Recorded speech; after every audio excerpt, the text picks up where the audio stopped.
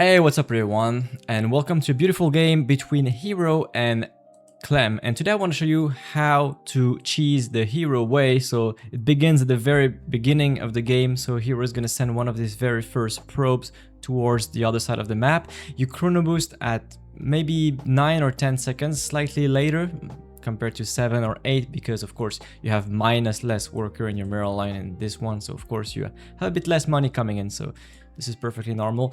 So herO keeps on making probes all the way to 12, which is what you would do usually, but instead of making a pylon at home, we're going to get a little pylon over here. Try to make it on the edge, right, as left as possible, so it's more difficult to see. You can see the probe doesn't have vision over this area, which means when the SCV reaches this area, will not have vision on the very edge, or at least it's gonna have it depending on the AI, the movement of the SCV.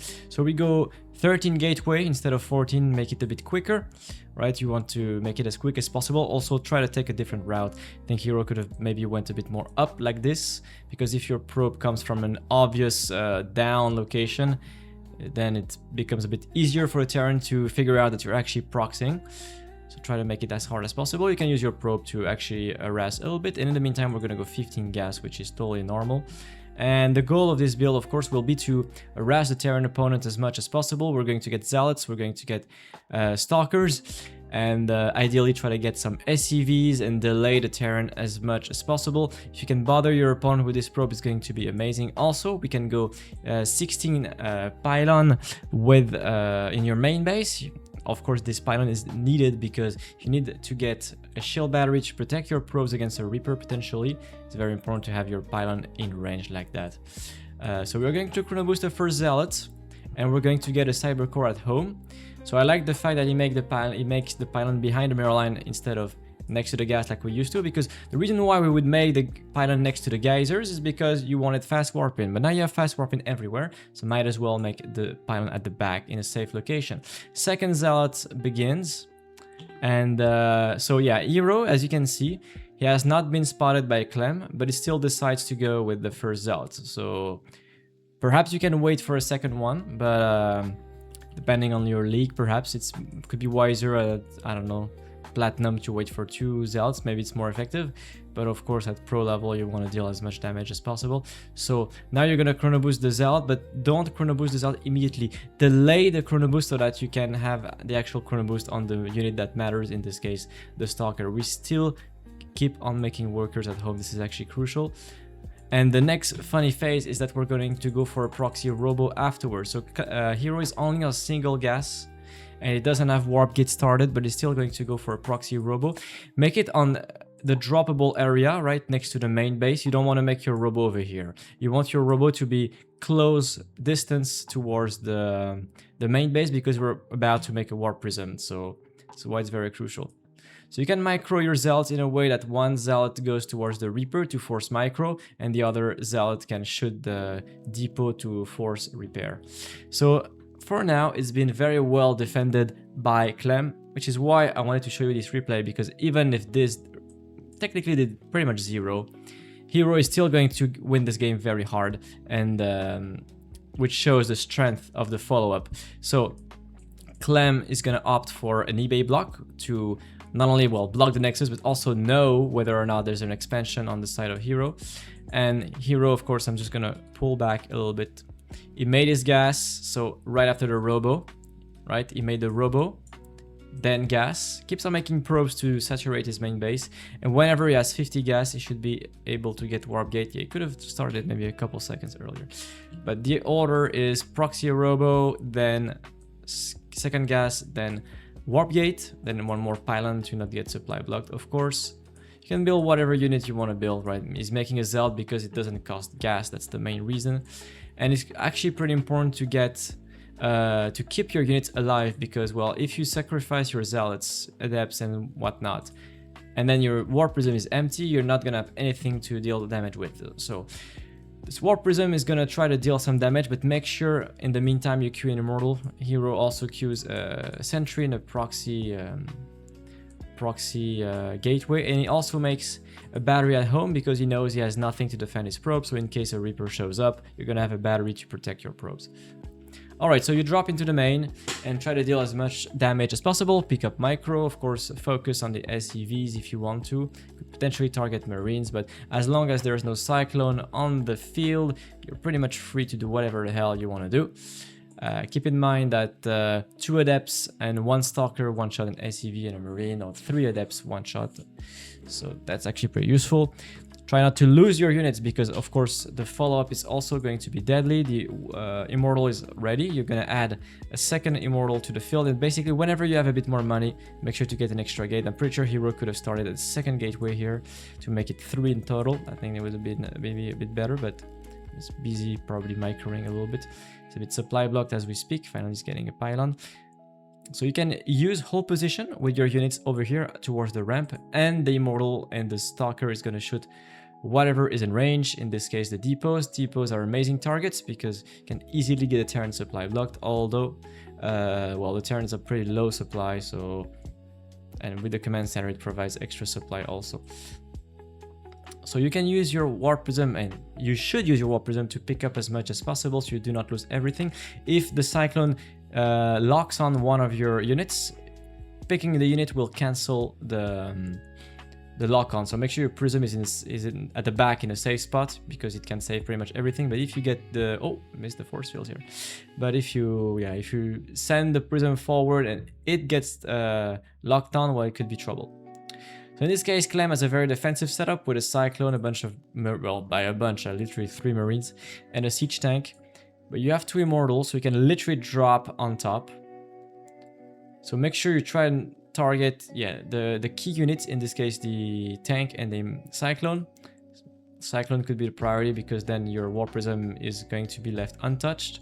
You can use the mirrors like this, and that's a very easy win. So yeah, amazing build. I'm going to show you this in the next one. My RTS Dojo is a website that I've created with Elaser and Spirit, where you can find tons of different strategies, builds, and tips on how to improve for all 3 races, Zerg, Terran, and Protoss.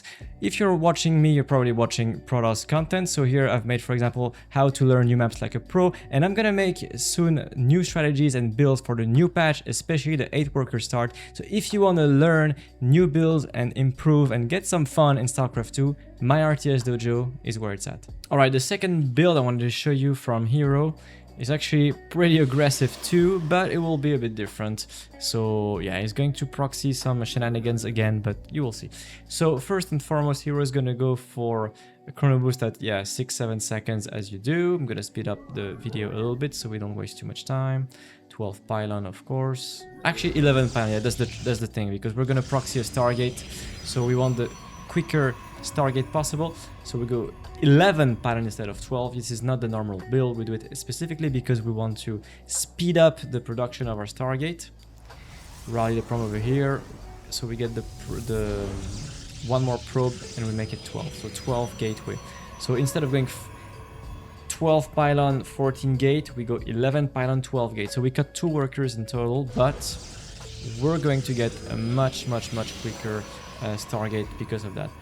So we go 13 gas. You should have enough money to make workers and get the geysers in the same time. We chrono boost the moment we have 50 energy. We need to chrono boost again because we're taking both geysers. We're not planning on expanding anytime soon, so we can afford 1 more chrono boost on the economy. And notice that Hero is not putting workers into the gases too fast, right? You don't want to overly do it because otherwise you will be basically broke in terms of minerals. You need a good balance. And now finally he's adding some more workers. So basically it just rallies 1 by 1, and the moment he starts the cyber core, it makes it 3 and 3 on both sides. So on this map you can spawn here, you can spawn there when you start over here. So Hero is just going to blindly make the gateway, or the pylon and the Stargate, I should say, in between both bases. So the good thing about this location is that if your opponent is here, well, the flight time is going to be very short, right? You end up right away in your opponent's base.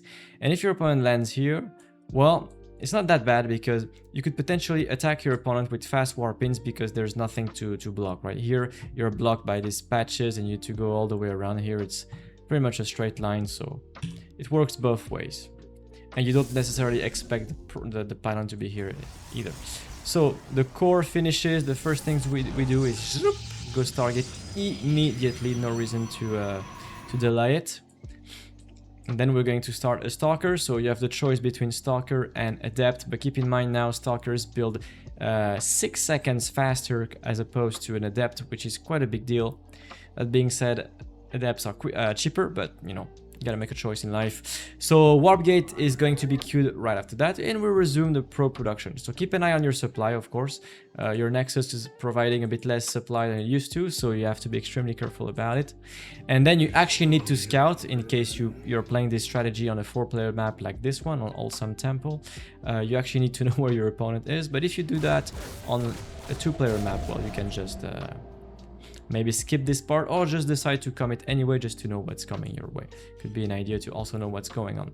So now hero has seen 2 Reapers and the lack of command center. So this is extremely likely that it's a high Reaper play, or it could be Reaper Hellion, either of these two. The responses between these two strategies is roughly the same, to be fair. You're going to need a battery in your mirror line. I like the Adept. The reason why he makes an Adept is number 1 because it's cheaper in terms of gas and you need a lot of gas to make oracles, and number 2, Adepts are actually much better at dealing with Hellions and especially Reapers because they're 3-shot Reapers. So yeah, pretty useful. That being said, they build slower, so that's the issue. This battery is critical because otherwise the Reapers and Hellions can, or just Reapers if it's 2 Rax Reapers, they can literally walk up the ramp and just kill your units if you have no battery. So make sure you really have a battery on time. Keep making units 1 by 1 out of safety. And in this case, the Oracle just flies in straight to the Terran base and there's nothing. There's nothing because of the opener, but even if you play a normal opener as Terran, I think this strategy is still pretty effective, honestly. It really deals a lot of damage. So you want to empty all your energy, try to focus properly the SCV so you kill as many as possible. And after everything is said and done, we have killed 8 workers, which means we're up 7 workers. But there's still a bit of mayhem coming here, which is why the battery comes in handy. You want your units to stay as close as possible towards the battery. Clem did a very good job using the grenade to actually pull the Adept closer to him so that the Adept could not reach the battery. But you see, this setup is actually very powerful. And because hero has seen a 1-base opener from his opponent, no Cyclone as of now, hero decides to actually make a second gateway. And he's gonna keep on making oracles and attack. It's actually very supply blocked right now, which is a bit of a problem. We have more than enough money to queue a pylon, so yeah, it's gonna get killed even. So this is why the sound is coming from my speakers. I didn't plug my earphones, Jesus Christ. So hero is gonna be extremely supply blocked despite quite a suboptimal execution, let's say, because we're very supply blocked. This oracle should be done almost at this point, and it's barely started. You will see this build is still very effective. So not only it was very good at defending this sort of harassment that are pretty popular, I would say, and usually there are reliable openers as Terran also, but yeah, here is going to be extremely effective. And yeah, the second oracle spawns, and as I said, because you have fast warp-ins like that, you can just get units over here without committing to a gateway, which is honestly super it comes in very handy. And yeah, of course you keep on making pros behind it. This is just a, well, pressure, of course, gonna be very violent, but you still get a nexus behind it whenever you can afford it. You keep on making workers, and in a situation where you know your opponent is going for Reapers and Hellions like this, you can just get more oracles because they're extremely good at dealing with these units for obvious reasons, one of them being these guys don't shoot up. And of course, when your opponent has invested into Hellions, it means there's no Cyclones as of yet, which means you can potentially overwhelm your opponent with oracles and they will not have enough anti-air, especially if you pair the oracles with gateway units in the form of Stalkers in this case. Remember, hero got supply blocked and technically could have 1 more oracle on the field. Right now he has 2. He should have 3 had he not been supply blocked, which would have made things even worse for the Terran player. And you know, he's not playing like your average Terran player, it's literally Clem, so you can see both these builds, some kind of cheeses, to say the least. Very, very effective, very powerful, and abuse these kind of strategies, you know, learn to play them properly so you can develop your control, your micro, your ability to multitask, make snap decisions like this on the fly, and your MMR should definitely go up if you do that. So I hope you liked it, and I'll see you around. Bye bye.